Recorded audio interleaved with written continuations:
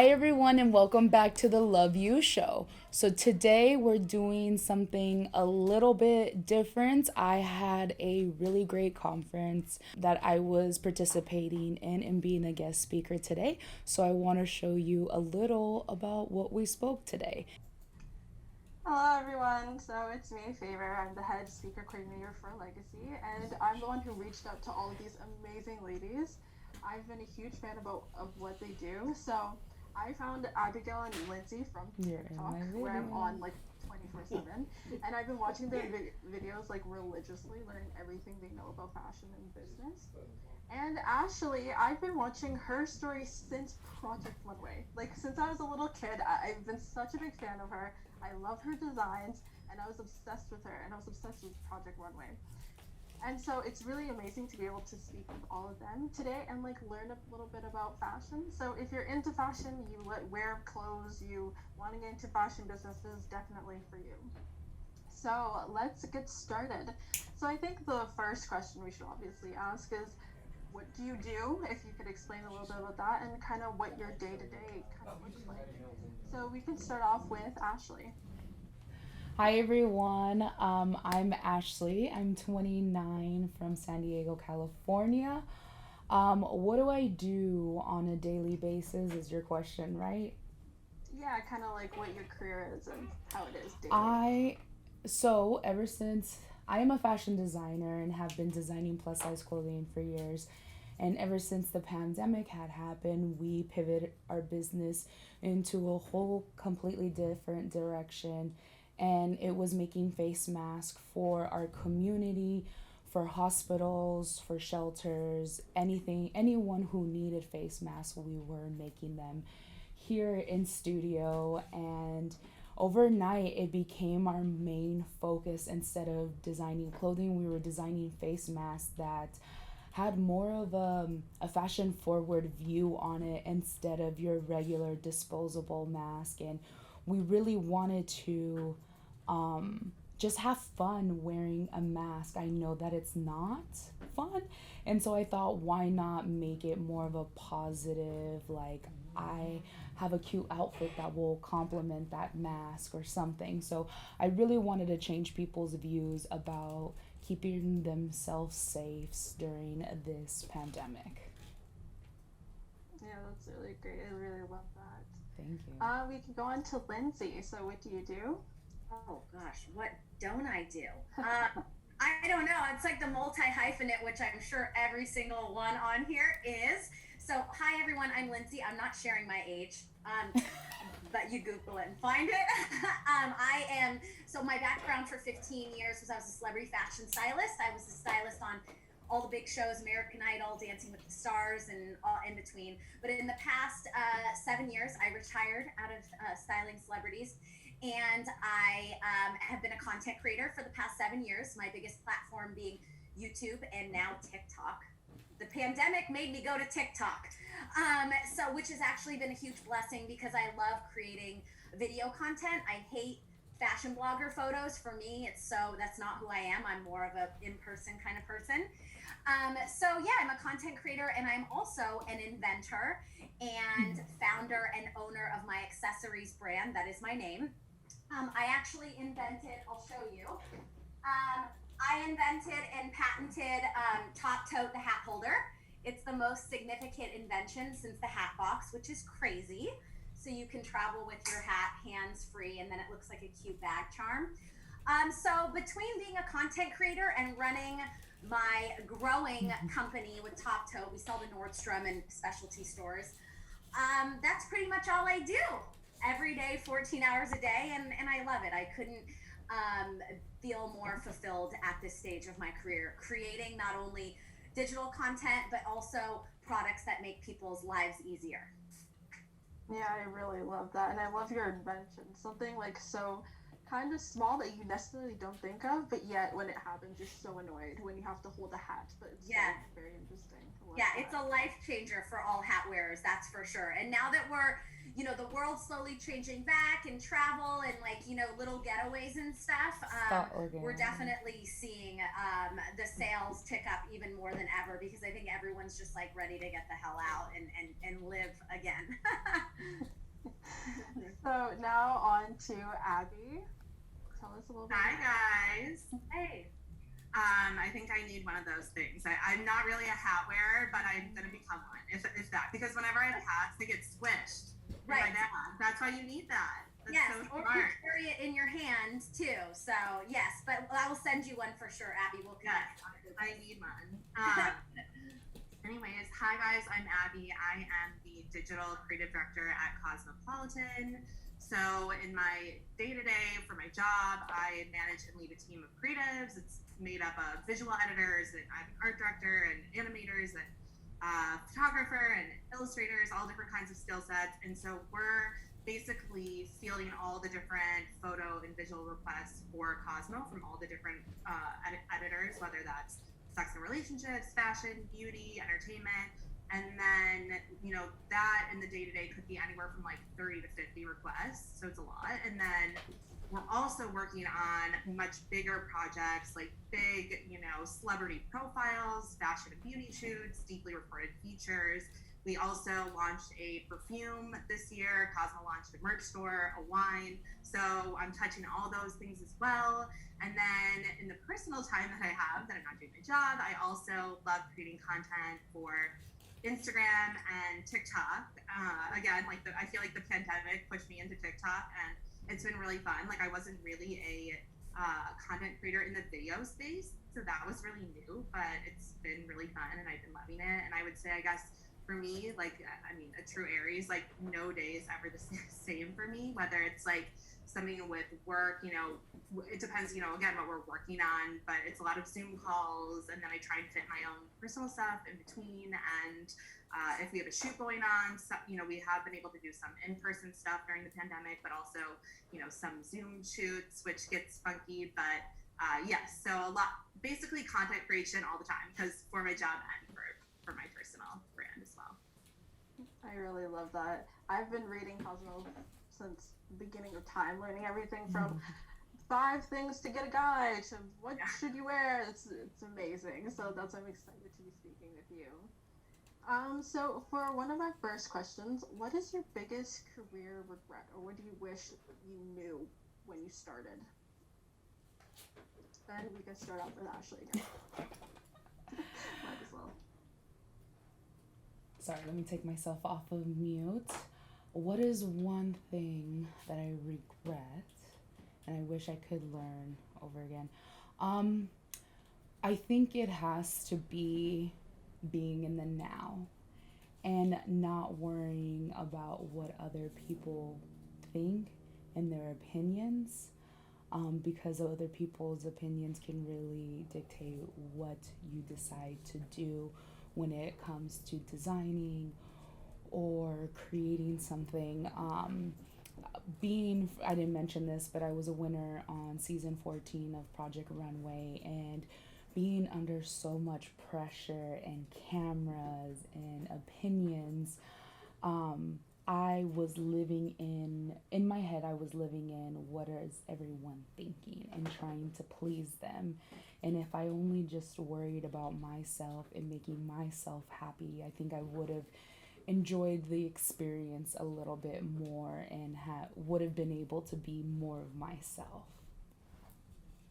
No, that's really good, especially now during the pandemic. Everyone's realizing, like, oh shit, like, what's happening now? And what am I doing with my life? And reflecting on all of that, which I love, because your YouTube channel also touches on all of this as well. And if you guys want to check that out, all about self-love and self-acceptance as well. So, Lindsay, what about you? So your question was, what do I regret? Yeah, career regret. Now that I'm older, I look back at all the I feel like I'm in this exact place I am now because of all those mistakes. So I don't really feel like, I have any regrets. But one thing that maybe I wish I was taught a little sooner in my journey that now I fully understood is that it's you're always going to be problem solving, and problems are going to happen every day, and don't get upset or discouraged by them. I think the one moment I fully accepted that being in business or pursuing a career is constant problem solving, I was able to, like, at least I know what I'm dealing with and I can roll with it. And I think that's what people need to know, especially people watching this, pursuing a new career or business. Problems are always going to happen.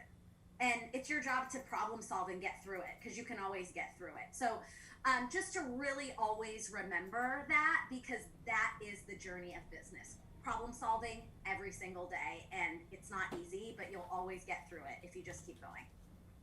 Yes, definitely. Especially like this year, I feel like a lot of people have been glamorizing what entrepreneurship is about, and I Oh my love gosh. your TikToks because Yes, you really show what it's like. Yes. And I loved how you were even showing like where you work and how it's just you on this like couch with like all of your stuff on everywhere, and like you're trying to figure out fabrics and all this. And I love that because entrepreneurship is not easy. Like it's not, and we need to stop glamorizing it. But and I love how you touch on that. Yeah, thank you. I appreciate that. So Abigail, what is your regret? So I guess I'm sort of like on the same wavelength as I don't necessarily think I have like a specific regret, because whether, it was like rejection or something that happened along the way, again, like it eventually got me to where I am right now. So, there are definitely jobs I really wanted, and then I never heard back from, whoever the interview was, but whatever, it all works out. But I would say like, and this is more if you're wanting to work in like media, like fashion media, and like corporate culture. I mean, I guess you could apply this across the board, but I think like early on, I was afraid to like advocate for myself and ask for things because of fear of like maybe getting like a no. But honestly, like that, if that's the worst thing you're gonna get, like you might as well just ask for more money or ask for a raise or ask for more responsibility, because you will not get what you don't ask for. No one's gonna like stick a silver spoon in your mouth. You have to ask for it. So I would definitely say like advocate for yourself as much as possible. And then also I was very afraid to like share ideas and stuff in big meetings, and I don't know if it was because I was afraid of rejection or just people judging my ideas, but I would say like people want to know what your point of view is and what you bring to the table and why you're there. I think that gives you value. So don't hold back, because I feel like I had a lot of good ideas maybe early on, but I was like afraid to share them. So don't do that. Yeah, I think that's really helpful, especially when you're young and you're just getting in and you don't want to speak up too loud because you feel like you don't know too much. But I'm starting to learn that like you have to be loud, and that's how you stand out. And everyone has an opinion, and you might as well share yours. So I guess our next question is, what is the best way to stand out when applying to these jobs? I know, Abigail, you probably have a whole bunch of information on this, and you as well, Lindsay, but I'd love to hear all of your opinions. I guess let's start off with Ashley again. I think it's coming from an experience of me being in the fashion design and also applying for reality TV like Project Runway. Project Runway wasn't the first TV show for fashion that I ever applied for. There was like Style to Rock with Rihanna and Fashion Star that I had applied for. And when I applied for both of those reality shows and didn't make it in, I told myself that the next time I applied for a show that I'm going to be 100% myself, and that I wasn't going to come off as the person I want people to see me as. And so I just remembered speaking from the heart and letting the producers know who I am as a person and what I have to bring to the table and what makes me different than anyone else that was going to be on this show, and not knowing who they are. I mean, when you go for an interview, you never know who you're up against. So you're really selling yourself and, showing them there is parts of you that wants to grow and that you're willing to learn and make mistakes and learn from it. I mean, we're humans. I think just showing who you are as a person, your authentic self, and not being afraid to do that. Yeah, that's really helpful. Just remembering to be yourself and not put on a facade, even though you kind of want to, but it's best to stay true. So, Lindsay, what are some tips from you? Especially because you were a celebrity stylist. Like, that's crazy. Yes. Oh my gosh, of course. I'm sorry. Oh, sorry, my computer just picked up. I hate that. How do you? It does. It syncs up when you're on a Zoom, and then did you guys just hear that? Yeah. God, like don't they know what I'm doing? Okay, so sorry. Can you just so I get it on the nose? What was your question again? What's the best way to stand out when you're applying for fashion jobs? Two things that give you, seriously, these are the secrets that give you the biggest advantage. I wholeheartedly believe the follow-up gets the fortune. When you're reaching out to jobs, if you just reach out once, oh, they didn't get back to me. No, follow up the next day, 2 days later. That is how I got all of my jobs. So follow up, follow up. Second thing, if you do happen to get an interest, maybe a response to an email you sent trying to get a fashion job or any job, respond right back to them. Even if you need time to gather your materials. It blows my mind. Someone reached out just last week. We are never hiring. I have my team, but we're growing. And this person who emailed me emailed at the perfect time. And my assistant responded back, yes, we're hiring. And they responded with their materials 2 weeks later. I'm like, no, girl, the ship has sailed. Like, so people are busy, employers are busy, people you want to work for are busy. When they take a moment to respond to you, and if you really want that opportunity, respond right away, even if you need more time. I'm telling you, do not wait. Because even that girl waiting too long, I don't really know if she's working at the same cadence as I want someone on my team to respond 2 weeks later. So those are my biggest things. Yeah, I think that's really helpful. I mean, the saying is true, strike when the iron is hot, so yes, that's definitely true. Yeah, these are coveted spots. I mean, working in fashion, working in media, these are very niche, like coveted spots, things that are happening now. And if you're the early bird gets the worm. I sound like my grandma, but that phrase is very true.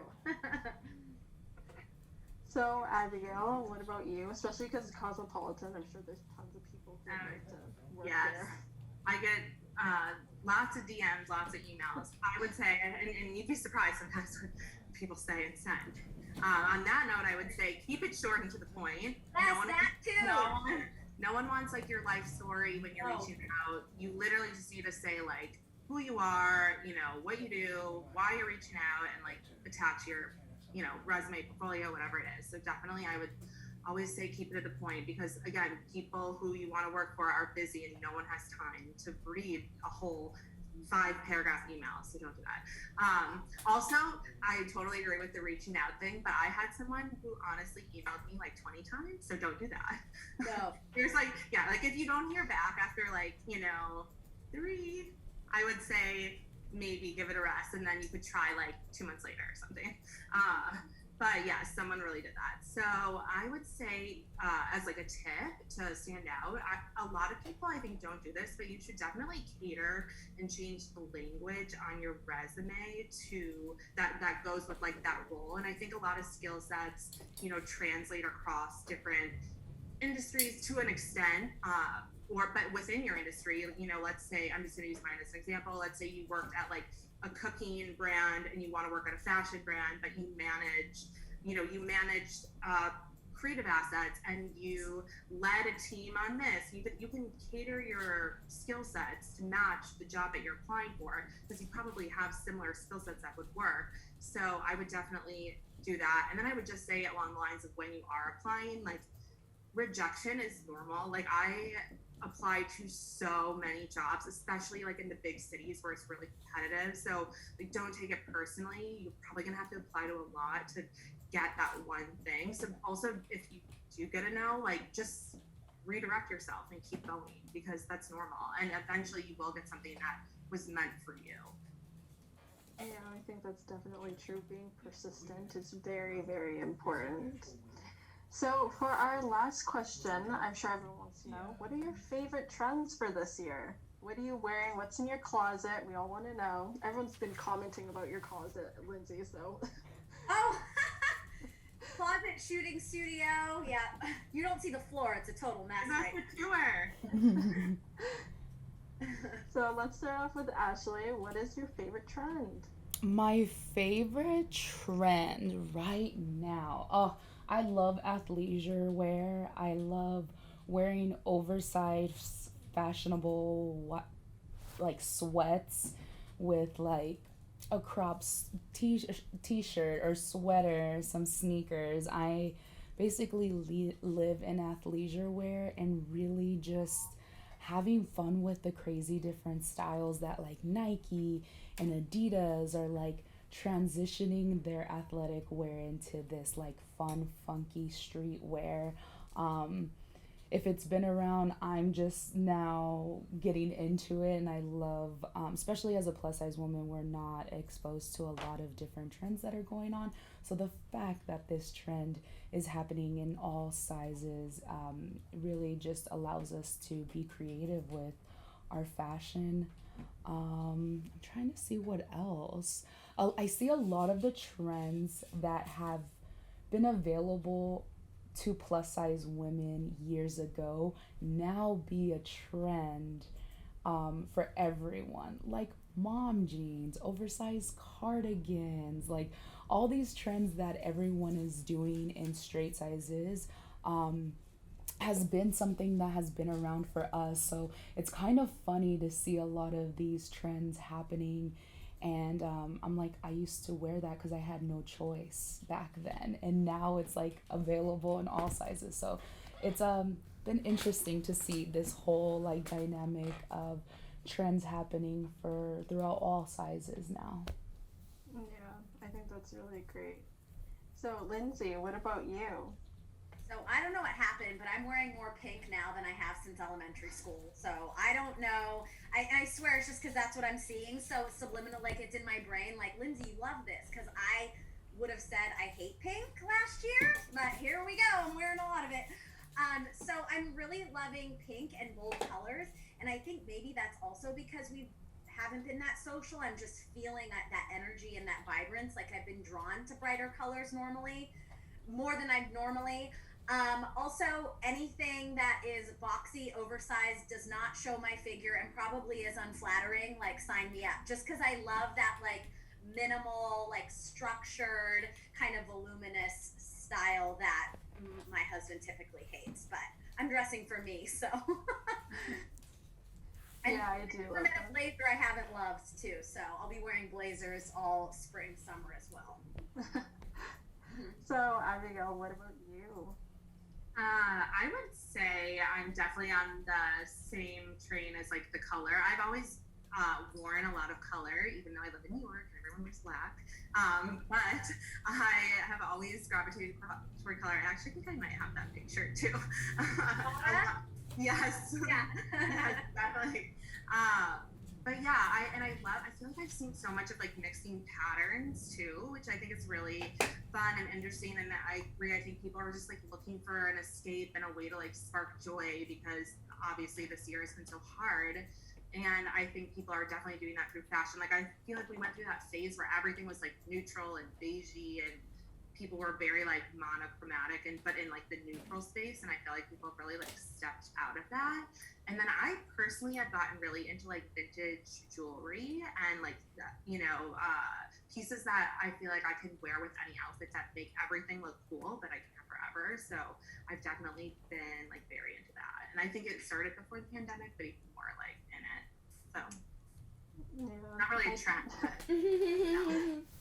no, but it kind of is, old Yes. things coming back, thrifting, all of that. So I definitely feel that. I agree with all of those trends. Pink has been coming in, oversized clothes, like I've been doing all of it. It's been really great talking to all of you and learning so much about what you do. If you guys are interested in these ladies, they're all active on all their socials. Check out their YouTube channels, TikToks, Instagrams. It's been really fun talking with you ladies. Thank you. So nice to talk to all of you guys and meet all of you, Ashley, Abby. Yeah, it's been awesome. Favor, it's been great. Thank you for having me. yes, thank you as well. Those ladies are awesome. Okay. Yes, no, you did Great. Yeah. Thank you so much. That was so cool. So much awesome insight. I literally only wear black. I'm gonna go buy a pink T-shirt now. Thanks for getting me rolling on this. It's so cool. I think the thing that's so fun, what I hope you take away from those three is look how real and honest and authentic and not polished and perfect you can be and still be successful and do what you love and make a difference in people's lives. And like, you don't have to have it all figured out. They're so just chill, regular, mellow humans. And I love that about all three of them. We're done. No, I need to let everyone know what baby's name is gonna be. Can we do it right here? So I know you guys are waiting for puppy's name. I did a contest on Instagram where I asked you for suggestions on what we should name my new puppy. So we narrowed it down to Calvin, Wrangler, Stitch, and Blazer. So at the end of the day, it was my choice and the team as well. We all agreed, but I really enjoyed the name Blazer. So our new puppy, who's 7 weeks old, is going to be named Blazer, aka Blaze. I thought that would be a really cool name that will complement Denim. So I hope you guys enjoyed. Who's the winner for the name? I mean, you guys also want to know who won this, not just the name. I'm the real Batman _serious. Is that your account? I'm the real Batman _ seriously. You won this contest. You won $200 of merchandise from our website. So contact us or we'll contact you in the next 24 hours. But thank you guys for all commenting on the picture and giving me such creative names to name Blazer. But we stuck on Blazer. So until next time, thank you for watching this unique Love You episode. I don't know where Andrew is right now. He couldn't be on this video today, but you guys will see him next week. So that's it. I'll see you guys then. Bye.